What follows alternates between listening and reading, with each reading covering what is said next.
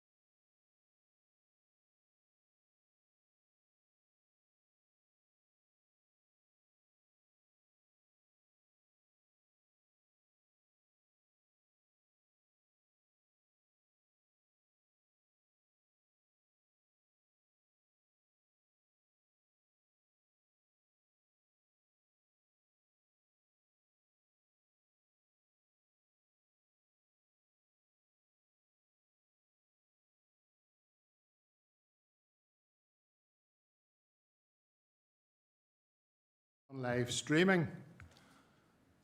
Yes, thank you. Can I ask everyone to please mute their microphones at all times unless invited by myself to speak?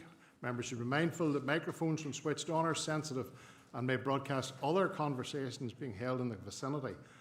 I would also ask members, when it is their turn to speak into the microphones so that they can be clearly heard by those in the chamber and those listening from home. Agenda item number 1 is apologies. Do we have any apologies? Okay, thank you. Thank you.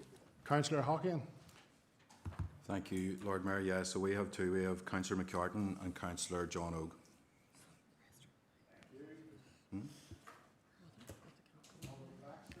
Yes, Lord Mayor, we have two as well, Alderman Rankin and Councillor Moodray.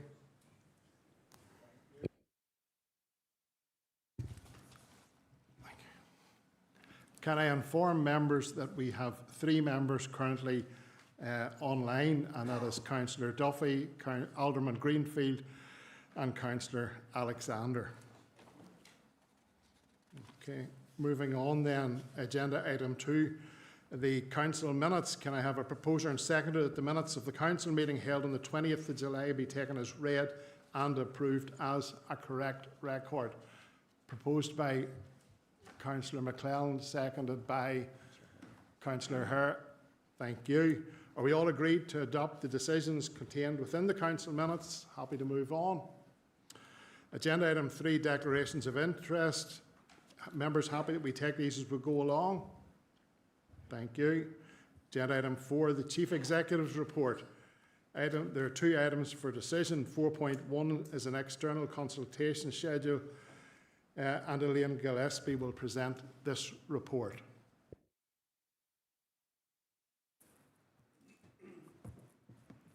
Thank you, Lord Mayor. Good evening, members. Attached as Appendix 1 is this month's external consultation schedule for August. There are 8 consultations received this month, and included in the report are the recommendations for the noting or for the response to these consultations. It's recommended that members accept the Appendix A, subject to any changes they may have. Thank you. Thank you, Elaine. Any comments or questions? If not, can I have a proposer and seconder, please?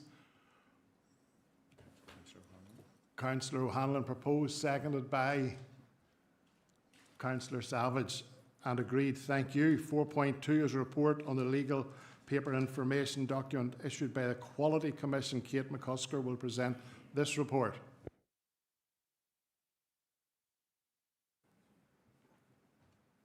Thank you, Lord Mayor. Good evening, members. This is a report on the legal paper and information document issued by the Equality Commission Northern Ireland in relation to the case for Women Scotland and the Scottish ministers.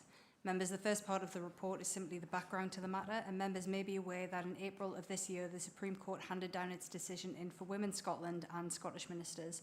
In that case, the Supreme Court concluded that sex in the Equality Act 2010 means biological sex. Therefore, a person with a gender recognition certificate in the female gender does not fall within the legal definition of a woman.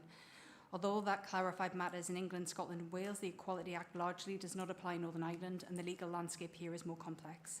Our equality laws are contained within a number of pieces of legislation, and in addition, the Windsor Framework commits to no weakening of certain EU equality protections that are contained within the Good Friday Agreement. Following publication of the Supreme Court judgment in April, the Equality Commission here advised that they would consider the judgment in a Northern Ireland context and provide guidance on the matter in June 25.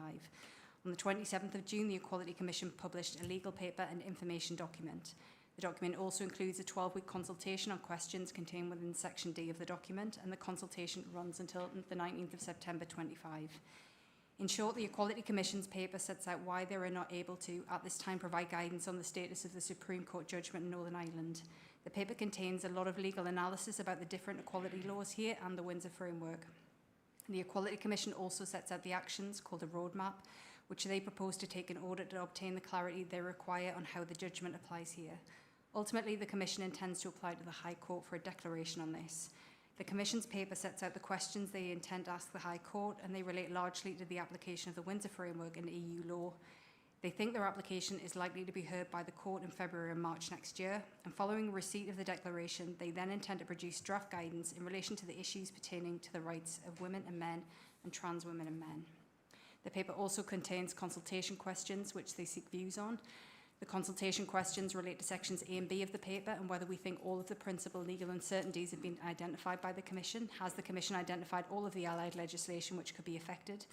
They are, in my opinion, complex legal questions, and I do not think that we're in a position to answer questions 1, 2, 3 and 6, but that we can answer questions 4 and 5, which relate to what we think of the interim guidance the Commission has produced and what we would like to see. I will propose to present the responses to members for approval at GRS Committee on the 10th of September 25.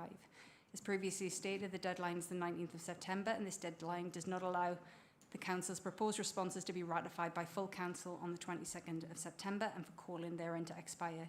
It is therefore proposed that a request is made to the Equality Commission to extend the deadline to allow this.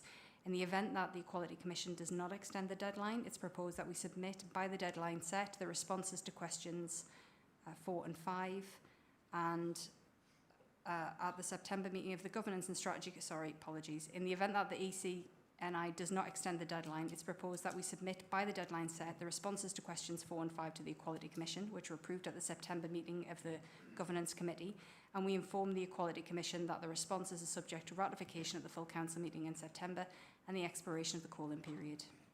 The paper also contains interim information for employers and service providers and public bodies in relation to what action we should take in this interim period whilst we're awaiting the declaration from the High Court.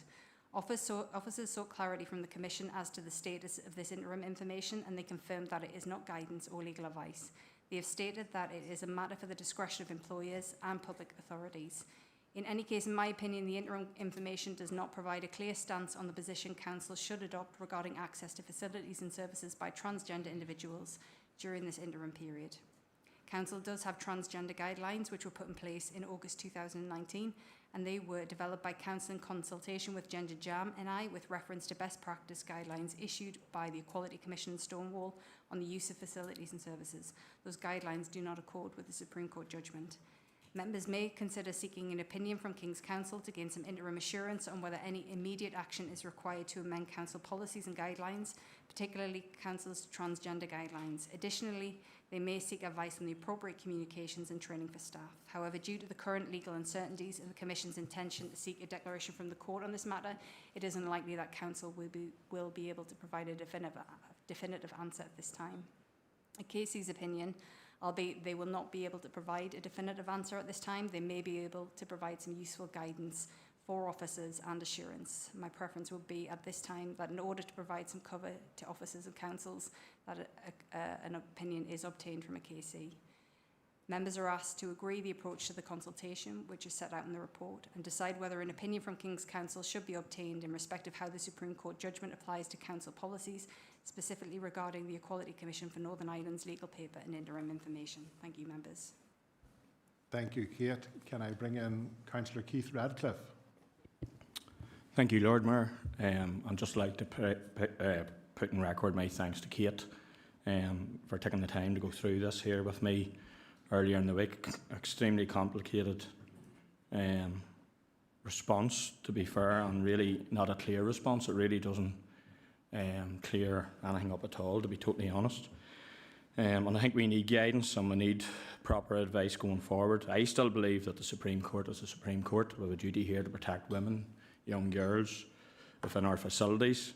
And I think the only option now is to get King's Counsel advice going forward here, so that we all know what way to move this forward, because as elected members in this council chamber, we have a duty here, as I said, to protect young girls and women using our facilities. So thanks again, Kate. I'd like to propose then that we get King's Counsel advice. Thank you.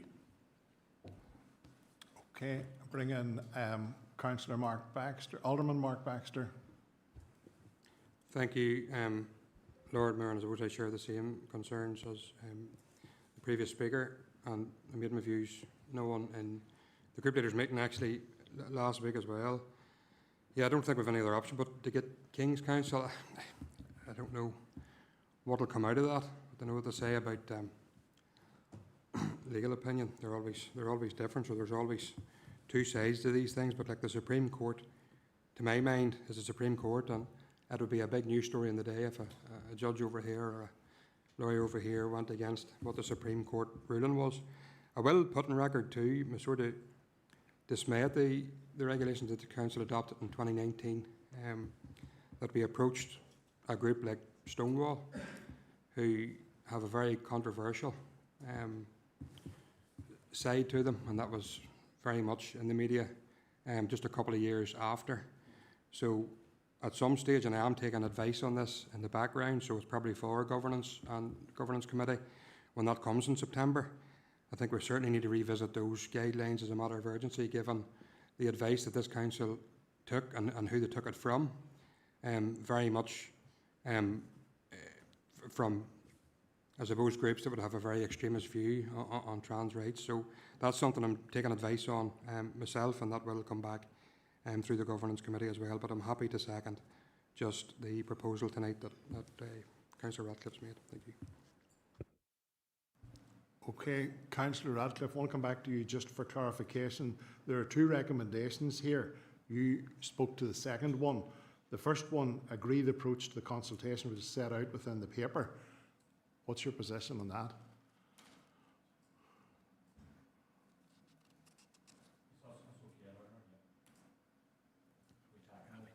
Happy to include that in your proposal, okay?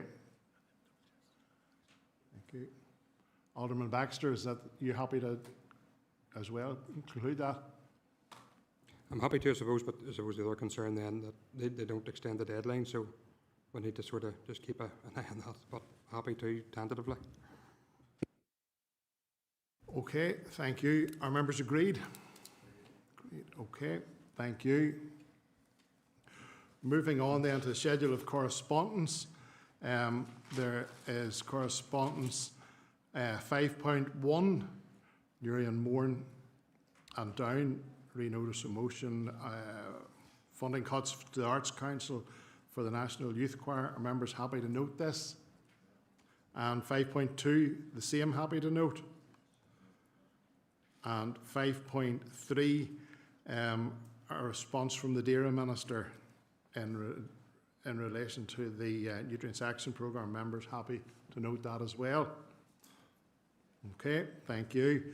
Agenda item 6, schedule of documents requiring corporate seal. 6.1, it's grave certificates. Can I have a proposer and seconder, please? Proposed by Councillor Hare, seconded by Alderman Burns, and agreed. Thank you.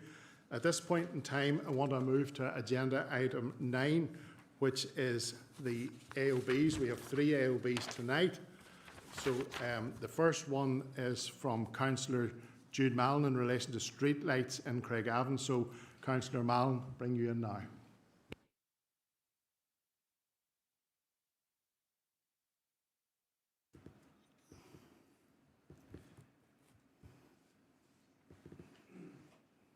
Thank you, Chair. Lord Mayor. A number of lampposts in the Craigavon area have recently been cut down by DFA due to corrosion and safety concerns.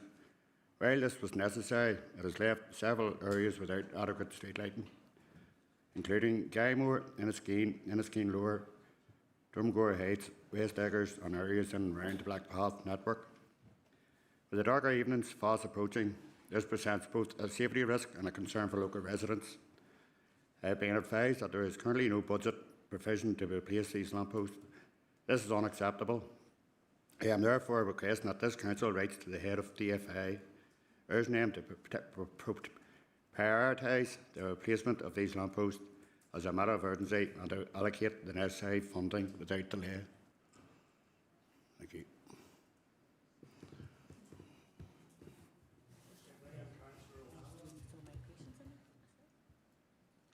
Thank you, Lord Mayor. I'm presuming if Councillor Mallon's referring to the head of the DFA, it's the Infrastructure Minister, Liz Kimmins, so I'm happy to second that. And in relation to add to that, there are lights that were come down as a result of road traffic accidents in places like Armagh and Katy, and they have yet to be replaced as well, and it's a similar issue. So I would second Councillor Mallon's proposal. Thank you. Okay, members content? Thank you. Moving on to agenda item 2 on AOB, worsening conditions at Lough Neagh. Councillor Catherine Nelson.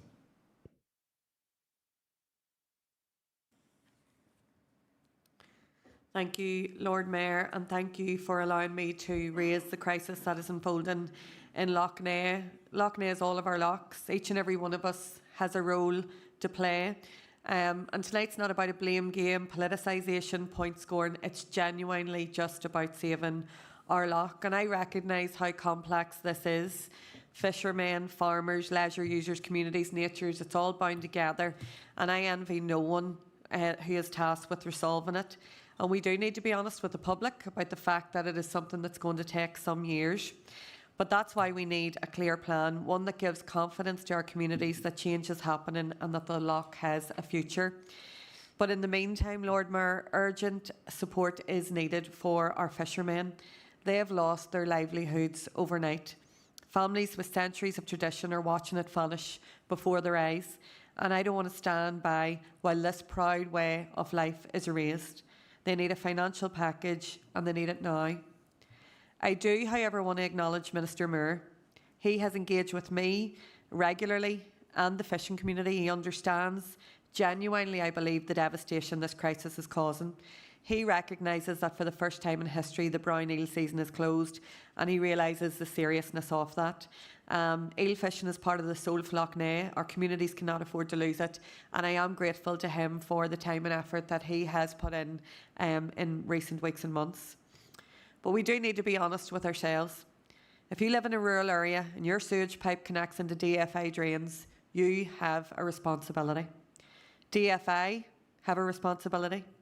If you dump rubbish on the shores of our loch, you also have a responsibility. But Lord Mayor, tonight I'm raising it here because I do believe the Council has a responsibility that we're not living up to. I don't want to spend months arguing over ownership of the loch, because the truth is the pollution doesn't care. The water from the loch is flowing out of many of our taps. So as a council, we have an opportunity to lead, not just sit on the sidelines. So what I'm proposing tonight is that we look to establishing a task force, that we bring in neighbouring councils, fishermen, farmers, any waterways, Ireland, etc. around the table, and that we also write to the EU to seek further support. Because I do believe there's a win here for everyone. Cleaner water equals stronger communities, preserved traditions, and a living loch for the generations ahead. And history will judge us harshly if we don't act and act now. Thank you, Lord Mayor. Thank you. Bring in Councillor Peter Lavery. Thank you, Lord Mayor, and I'd like to begin by seconding Councillor Nelson's proposals and thanking her for positive words about the actions of Minister Muir, the Deer Minister, regarding action to try and reduce pollution in Lough Neagh. That's right, this is a long-term project to get Lough Neagh and its waterways and its tributaries back to where they need to be. It's been a long problem in the making, and we do need to make sure we're doing everything we can as elected representatives to ensure that we're supporting a solution. Well, that's to try and reduce the 62% of the pollution come from agriculture, the 24% come from wastewater sewage network, and the 12%, as Councillor Nelson said, alluded to, regarding septic tank issues. It is in our power to take action that will require difficult decisions. We need to have the political leadership to take those difficult decisions and to get our loch back to where it needs to be, whether it's for the fishermen, whether it's for the environment, the biodiversity, and all of us who live near and close to the Lough Neagh and hold it in our hearts to get it back where it needs to be. So I'm content to second, Chair. Oh, Lord Mayor. Okay, thank you. Okay, everyone content? Agreed? Yes, thank you. Move on then to AOB number 3, which is the state of football pitches in Portadown People's Park, and Councillor Paul Duffy is going to speak in this one. Thank you, Lord Mayor. Yes, the pitch as it stands at the minute is like an end-of-season pitch. I know they are sand-based pitches, but they're unplayable. Teams have already been directed towards Kiernan to play their matches. This is the third time this has been brought up to the council. I just want a report brought back to the relevant committee that this won't continue to happen year in, year out. These teams, our teams, deserve better than this year. So that's all I'm asking for, Chair. Thank you. Okay, thank you. Bring in Councillor Peter Hare. Thank you very much, Lord Mayor. I was over watching the match there last Tuesday night at People's Park, and it was like Tralla Beach, and the pitch was really, really bad. But that's because of the work carried out was too late. You know, it should have been done earlier. I know that the Craigavon Cup was on there, but this needs to be scheduled in for the work to be done right away after the Craigavon Cup, so that the pitches are ready for the start of the season. So I would like to propose that make sure for next year that the work is carried out promptly after the Craigavon Cup. Thank you very much. Okay, thank you. Members content? Okay, thank you. In that case, we move into confidential business. Can I have a proposer and seconder to go into committee for consideration of the confidential items of business? Proposed by Councillor Ferguson, seconded by Alderman Baxter, and agreed. Members and listeners to the audio feed, in accordance with Schedule 6 of the Local Government Act, we will now be moving into a confidential section of Council. That means that we will be turning off the public audio feed of the meeting. This will be returned when the meeting is restarted. Can I ask ICT officers to turn off the feed and confirm with me when the confidential section can